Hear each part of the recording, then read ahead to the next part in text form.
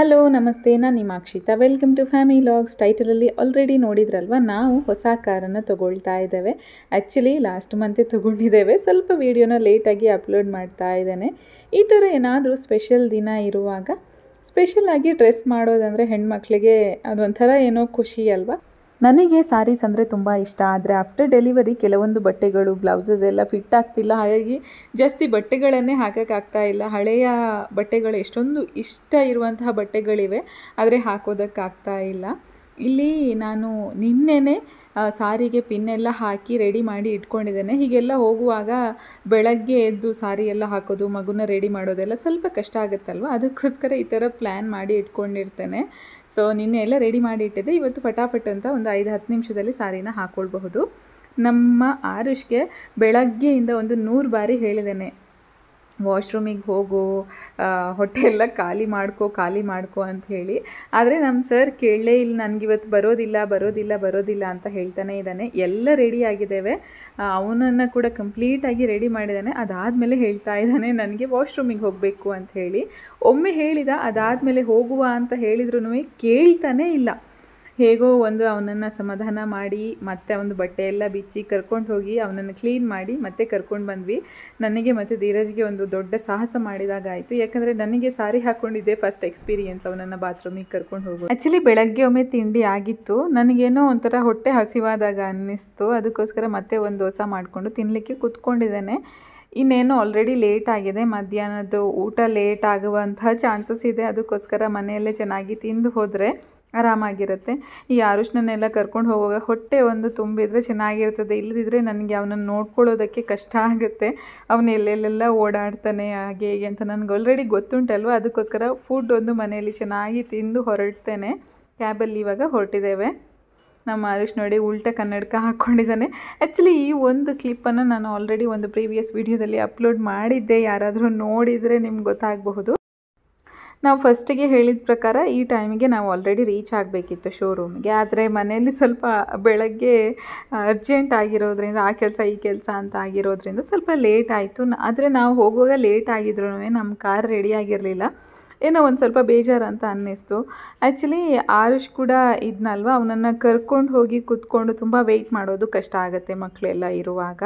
ಅವನಿಗೆ ಸ್ವಲ್ಪ ಸ್ನ್ಯಾಕ್ಸ್ ಎಲ್ಲ ಕೊಂಡೋಗಿದ್ದೆ ನಾನು, ಡ್ರೈ ಫ್ರೂಟ್ಸ್, ಮಖಾನ ಅದು ಇದು ಎಲ್ಲ ಸ್ವಲ್ಪ ಕೊಟ್ಟು ಸಮಾಧಾನ ಮಾಡಿಸ್ತಿದ್ದೆ.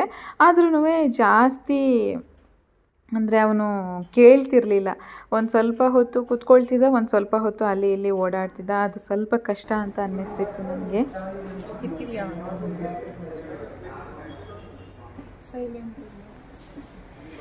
ಕಾರ್ ಹೊರಗಡೆ ಇತ್ತು, ಏನೋ ಎಲ್ಲ ಫಿಕ್ಸಿಂಗ್ ಎಲ್ಲ ಮಾಡ್ತಾಯಿದ್ರು ಅವರೇನೋ. ಸ್ವಲ್ಪ ಹೊತ್ತು ಹೊರಗಡೆನೇ ಇದ್ದರು ಧೀರಜ್. ಅವರೇನೋ ಫೀಚರ್ಸ್ ಅದು ಇದು ಎಲ್ಲ ಚೆಕ್ ಮಾಡ್ತಾಯಿದ್ರು. ಅದಾದಮೇಲೆ ನಾನು ಮತ್ತೆ ಆರುಷ್ನನ್ನ ಕರ್ಕೊಂಡು ಸ್ವಲ್ಪ ಹೊತ್ತು ಹೊರಗಡೆ ಹೋದೆ. ಇವನನ್ನು ಹಿಡ್ಕೊಂಡು ಅಲ್ಲಿ ನಿಲ್ಲೋದೇ ತುಂಬ ಸುಸ್ತಾಗುವಂತಹ ವಿಷಯ.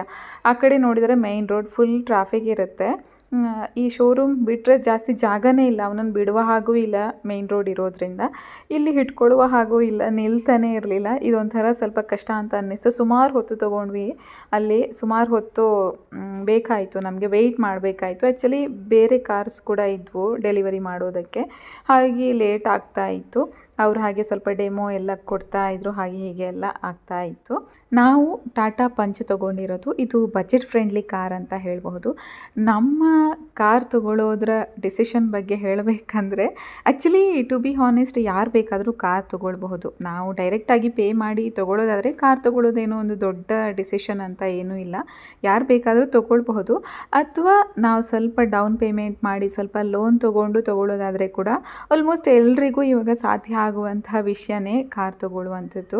ಆದರೆ ನಾನಾಗಿರಬಹುದು, ಧೀರಜ್ ಆಗಿರಬಹುದು, ಪ್ರತಿಯೊಂದು ವಸ್ತು ಅಥವಾ ಏನನ್ನಾದರೂ ನಾವು ತೊಗೊಳ್ಳುವಾಗ ನಮಗೆ ಅದು ನಿಜವಾಗಿಯೂ ಅಗತ್ಯನ, ನಾವು ಅದು ತೊಗೊಂಡ್ರೆ ನಮಗೆ ಅದನ್ನು ಮೇಂಟೈನ್ ಮಾಡಿಕೊಂಡು ಹೋಗೋದಕ್ಕೆ ಸಾಧ್ಯ ಆಗುತ್ತಾ, ನಮಗೆ ಪ್ರತಿ ತಿಂಗಳು ನಮಗೊಂಥರ ಏನು ಬರ್ಡನ್ ಥರ ಆಗಬಾರ್ದು, ನಮ್ಮ ಲೈಫ್ ಸ್ವಲ್ಪ ಸ್ಮೂತಾಗಿ ಹೋಗಬೇಕು ಅಂತ ಯೋಚನೆ ಮಾಡ್ತೇವೆ. ಇವಾಗ ಧೀರಜ್ ಒಬ್ಬರೇ ಕೆಲಸ ಮಾಡ್ತಿದ್ದಾರೆ. ಆ್ಯಕ್ಚುಲಿ ಮದುವೆ ಆದ ಸ್ಟಾರ್ಟಿಂಗಲ್ಲಿ ನಾವಿಬ್ಬರು ಕೆಲಸ ಮಾಡ್ತಿರುವಾಗ ಆರಾಮಾಗಿ ತೊಗೊಳ್ಬಹುದಿತ್ತು. ಆ್ಯಕ್ಚುಲಿ ನಾವು ಸ್ಟೆಪ್ 1 ಜಸ್ಟ್ 0 ಸ್ಟಾರ್ಟ್ ಮಾಡಿದವರು ಅಂತ ಹೇಳಬೇಕು. ಮದುವೆ ಆದ ಸ್ಟಾರ್ಟಿಂಗಲ್ಲಿ ನಮ್ಮ ಹತ್ರ ಒಂದು ಬೈಕ್ ಇರಲಿಲ್ಲ, ಏನೂ ಇರಲಿಲ್ಲ. ಮನೆಯಲ್ಲಿ ನಾವು ಕೊರೋನಾ ಟೈಮಲ್ಲಿ ಮದುವೆ ಆಗಿದ್ದರಿಂದ ಮನೆಯಲ್ಲೇ ಇದ್ವಿ. ಆ ಟೈಮಲ್ಲಿ ಮನೆಯಲ್ಲಿ ಯಾರ್ದಾದ್ರೂ ಬೈಕ್ ಏನಾದರೂ ಖಾಲಿ ಇದ್ದರೆ ಅದನ್ನು ಹಿಡ್ಕೊಂಡು ಹೋಗ್ತಾ ಇದ್ವಿ, ಇಲ್ಲದಿದ್ದರೆ ಆಟೋ ಹಿಡ್ಕೊಂಡು ಹೋಗ್ತಾ ಇದ್ವಿ. ಧೀರಜ್ ಒಬ್ಬರೇ ಹೋಗೋದಾದರೆ ಅವರು ಕೆಲವೊಮ್ಮೆ ಬಸ್ಸಲ್ಲಿ ಕೂಡ ಹೋಗೋದಿದೆ, ಹಾಗೆಲ್ಲ ಮಾಡ್ತಾಯಿದ್ವಿ. ಯಾವತ್ತೂ ತೊಗೊಳ್ಬೇಕು, ನಮಗೊಂದು ಓಡಾಡೋದಕ್ಕೆ ಬೇಕು ಹಾಗೆಲ್ಲ ಯಾವತ್ತೂ ಯೋಚನೆ ಮಾಡಲಿಲ್ಲ. ಆದರೆ ಬೆಂಗಳೂರಿಗೆ ಶಿಫ್ಟ್ ಆದಮೇಲೆ ನಾವು 2 ವೀಲರ್ ಒಂದು ತೊಗೊಂಡಿದ್ದು ಸ್ಟಾರ್ಟಿಂಗ್. ಆ್ಯಂಡ್ ನಮ್ಮ ಹತ್ರ ಒಂದು ಕಾರ್ ಇತ್ತಲ್ವ, ಅದು ನಾವು ಸೆಕೆಂಡ್ ಹ್ಯಾಂಡ್ ತೊಗೊಂಡಿರೋದು. ಆಫ್ಟರ್ ಮ್ಯಾರೇಜೇ, ಮೇ ಬಿ ಬಿಫೋರ್ 1 ಇಯರೇ ತೊಗೊಂಡಿದ್ದಾವೆ ಮ್ಯಾರೇಜ್ ಆಗಿ. ಅದನ್ನು ಕೂಡ ಹಾಗೆ ನಮಗೆ ಆವಾಗಲೇ ಹೊಸ ಕಾರೇ ತೊಗೊಳ್ಬಹುದಿತ್ತು, ಆದರೆ ನಾವು ಸೆಕೆಂಡ್ ಹ್ಯಾಂಡ್ಗೆ ಹೋದ್ವಿ. ಅದರಲ್ಲಿ ಒಂದಷ್ಟು ಸಾವಿರಾರು ಮೆಮರೀಸ್ ನಮ್ಮದು. ನನಗೆ ಲ್ಯಾಪ್ರೋಸ್ಕೋಪಿ ಸರ್ಜರಿ ಆದಮೇಲೆ ತೊಗೊಂಡದ್ದು ಅದನ್ನು. ಮತ್ತು ಅದು ಟೆಸ್ಟಿಗೆಲ್ಲ ಹೋಗುವಾಗ ಅದೇ ಕಾರಲ್ಲಿ ಹೋಗ್ತಾ ಇದ್ವಿ. ಅದಾದಮೇಲೆ ಪ್ರೆಗ್ನೆಂಟ್ ಆದೆ, ಪ್ರೆಗ್ನೆನ್ಸಿ ಟೈಮಲ್ಲಿ ಪ್ರತಿಯೊಂದು ಟೆಸ್ಟ್ ಅದೇ ಕಾರಲ್ಲಿ. ನಮ್ಮ ಆರುಷಿದ್ದು ಡೆಲಿವರಿಗೆ ಹೋದದ್ದು, ಡೆಲಿವರಿಯಾಗಿ ಮನೆಗೆ ಕರ್ಕೊಂಡು ಬಂದದ್ದು. ಅದಾದಮೇಲೆ ಅಲ್ಲೆಲ್ಲ ಸ್ವಲ್ಪ ಸಮಯ ಇದ್ವಿ ಅಲ್ವಾ, 5 ತಿಂಗಳು. ಸೊ ಆ ಟೈಮಲ್ಲಿ ಊರೆಲ್ಲ ಸುತ್ತಾಡಿದ್ದು. ಅದಾದಮೇಲೆ ನಾವು ಬೆಂಗಳೂರಿಗೆ ಕೂಡ ಅದೇ ಕಾರಲ್ಲಿ ಬಂದದ್ದು. ಇಲ್ಲಿ ಕೂಡ ಇಷ್ಟು ಸಮಯ ಅದರಲ್ಲೇ ತಿರುಗಾಡಿದ್ವಿ. ಇನ್ನು ಸ್ವಲ್ಪ ಓಲ್ಡ್ ಮಾಡೆಲ್ ಅಲ್ವಾ, ಇವಾಗ ಪರವಾಗಿಲ್ಲ, ನಮಗೆ ಮ್ಯಾನೇಜ್ ಮಾಡಬಹುದು ಹೊಸ ಕಾರು ತೊಗೊಂಡ್ರೆ, ಮತ್ತು ನಮಗೆ ಸ್ವಲ್ಪ ಯೂಸ್ ಕೂಡ ಆಗುತ್ತೆ ಅಂತ ಅಂದ್ಕೊಂಡು ಈ ಹೊಸ ಕಾರ್ ತೊಗೊಳೋದಕ್ಕೆ ನಾವು ಡಿಸೈಡ್ ಮಾಡ್ಕೊಂಡ್ವಿ. ಬರಲ್ಲ ಅಮ್ಮ ಬೇಕು ಬನ್ನಿ. ಕುಲ್ ಹಾಗೆಲ್ಲ ಬರುವುದಿಲ್ಲ ಬನ್ನಿ, ಬರುವುದಿಲ್ಲ.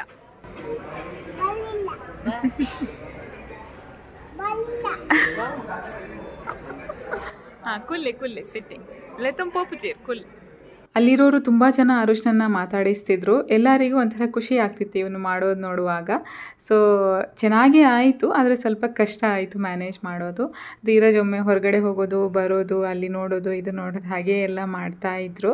ಅದಾದಮೇಲೆ ಫೈನಲಿ ನಮಗೆ ಕೇಕ್ ಕಟ್ ಮಾಡೋದಕ್ಕೆ ಕರೆದ್ರು. ನಮ್ಮ ಆರುಷ್ಗೆ ಸರ್ಪ್ರೈಸ್ ಆಯಿತು. ಅಲ್ಲೆಲ್ಲ ಪಕ್ಕದಲ್ಲಿ ನಿಂತ್ಕೊಂಡು ಅವ್ರು ಚಪ್ಪಾಳೆ ಎಲ್ಲ ಹೊಡಿತಾ ಇದ್ರಲ್ವ, ಅವನಿಗೆ ಅದು ಕಟ್ ಮಾಡಿದಾಗೆ ಫೀಲ್ ಆಗಲೇ ಇಲ್ಲ. ಅದಾದಮೇಲೆ ನಾನು ಸ್ವಲ್ಪ ಕ್ಯಾಮರಾ ತೊಗೊಂಡು ನಾನು ಸ್ವಲ್ಪ ಕ್ಯಾಪ್ಚರ್ ಮಾಡಿ ಧೀರಜ್ ಮತ್ತು ಆರುಷ್ ಸ್ವಲ್ಪ ಹೊತ್ತು ಹಾಗೆ ಕೇಕ್ ಕಟ್ ಮಾಡ್ತಾಯಿದ್ರು. ನನಗೆ ಅಷ್ಟೊಂದು ಸರಿ ಹೋಗಲಿಲ್ಲ ಅವ್ರ ಹತ್ರ ಕ್ಯಾಮರಾ ಕೊಟ್ಟು ನೀವು ಕ್ಯಾಪ್ಚರ್ ಮಾಡಿ ಅಂತ ಹೇಳೋದಕ್ಕೆ. ಅವರು ಕೇಳಿದರು ಕ್ಯಾಮರಾ ಕೊಡಿ ಫೋಟೋಸ್ ತೆಗಿತೇವೆ ಅಂತ ಹೇಳಿ. ನಾನು ಹೇಳ್ಬೋದಿತ್ತೋ ಏನು ಅಂತ ಅನ್ನಿಸ್ತಿದೆ ಇವಾಗ. ಏನೋ ಒಂಥರ ಗಿಲ್ಟಿ ಫೀಲಿಂಗ್ ಆಗ್ತಾ ಇದೆ ಇವಾಗ. ಆವಾಗ ಸ್ವಲ್ಪ ಮುಜುಗರ ಆಯಿತು. ಅಂದರೆ ಅವರಿಗೊಂದು ಯಾಕೆ ಹಾಗೆ ನಾವು ಕೇಳೋದು ಫೋಟೋ ವೀಡಿಯೋಸ್ ಮಾಡಿ ಅಂತ ಹೇಳೋದು ಅಂತ ಹೇಳಿ. ಆದರೆ ಮಿಸ್ಟೇಕ್ ಮಾಡಿದೆ ಅಂತ ಅನ್ನಿಸ್ತಿದೆ. ಒಂದು ಸ್ವಲ್ಪ ಜಾಸ್ತಿ ವೀಡಿಯೋಸ್ ಎಲ್ಲ ಕ್ಯಾಪ್ಚರ್ ಮಾಡಿದರೆ ಚೆನ್ನಾಗಿರೋದು.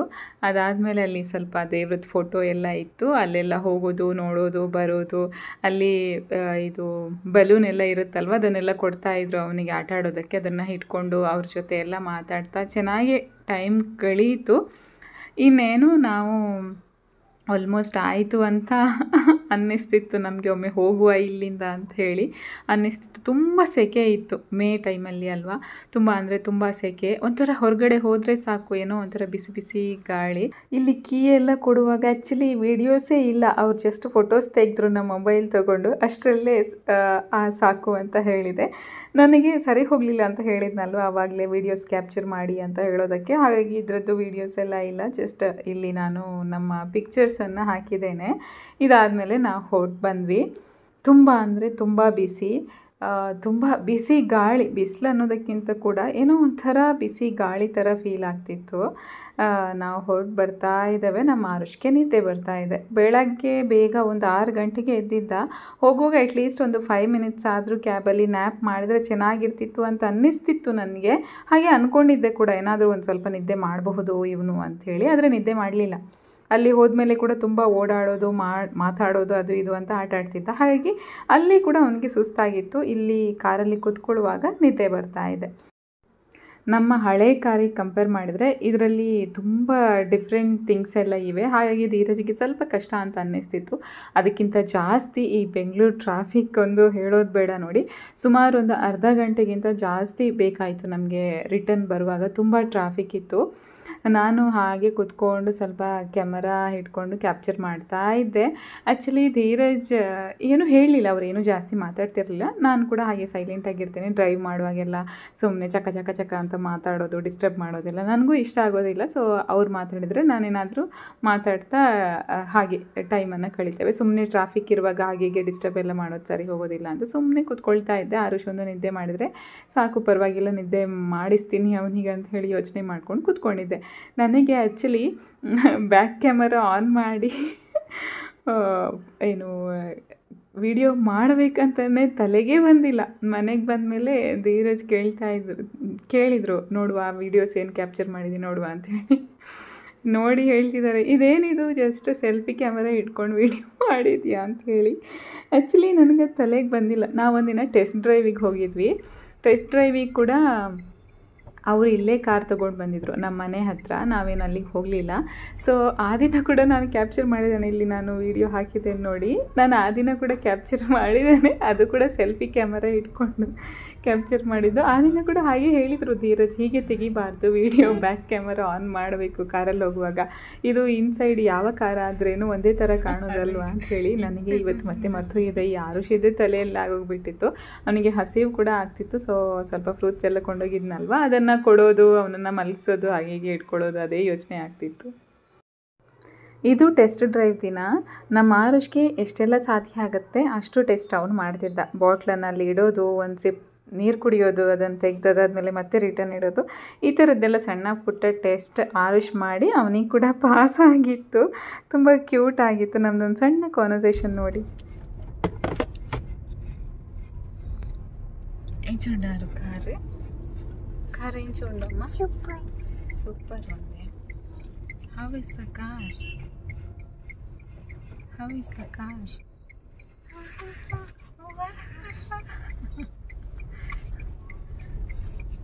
గితన్ గనే ఓకే. ಫ್ರೂಟ್ಸ್ ಎಲ್ಲ ತಿಂದು ಆರುಷ್ ಮಲ್ಕೊಂಡು ಬಿಟ್ಟಿದ್ದ. ನಾನು ಹಾಗೆ ಮಾತಾಡ್ತಾ ಧೀರಜ್ ಹತ್ರ ಹೇಳಿದೆ, ನನಗೆ ಅನ್ನಿಸ್ತಾನೇ ಇಲ್ಲ ನಾವೊಂದು ಹೊಸ ಕಾರನ್ನು ತೊಗೊಂಡು ಅದರಲ್ಲಿ ಮನೆಗೆ ಹೋಗ್ತಾ ಇದ್ದೇವೆ ಅಂತ.